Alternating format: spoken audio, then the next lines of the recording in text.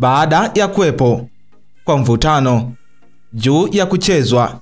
kwa dabi ya Kariakoo kati ya wenyeji wa mchezo huo, klabu ya soka ya Yanga dhidi ya wageni wao, klabu ya soka ya Simba. Hatimaye bodi ya ligi kuu soka ya Tanzania bara TPLB imetoa tarehe mpya ya kuchezwa kwa mchezo huo. Awali mchezo huo namba 184 ulipangwa kuchezwa Machi 8 mwaka 2025,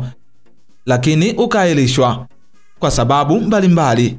ikiwemo swala la usalama. Na hata hivyo, wageni wa mchezo huo, klabu ya soka ya Simba, walilalamika kufanyiwa vitendo visivyo vya kiungwana na wenyeji wa mchezo huo, klabu ya soka ya Yanga.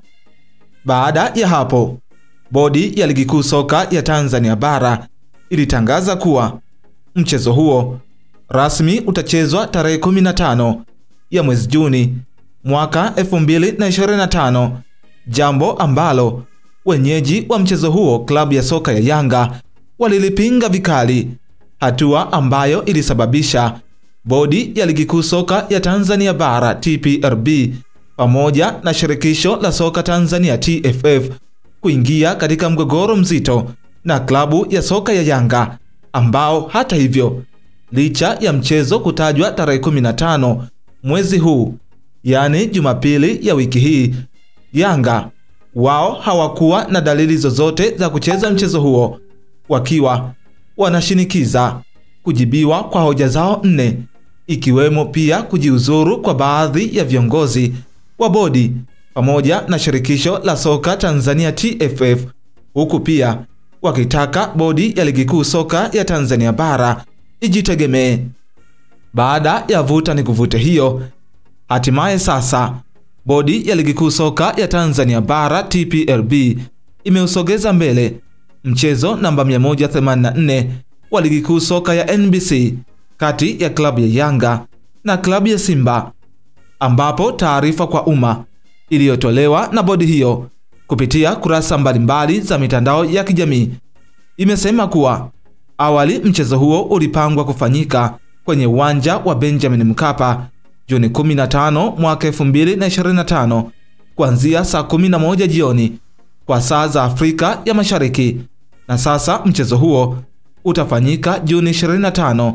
mwaka 2025 kwenye uwanja huo huo wa Benjamin Mkapa kuanzia majira ya saa 11 jioni. Hata hivyo, bodi imezitakia maandalizi mema klabu za Simba pamoja na Yanga kuelekea katika mchezo huo. Na hapo ndipo ukawa mwisho wa barua hiyo.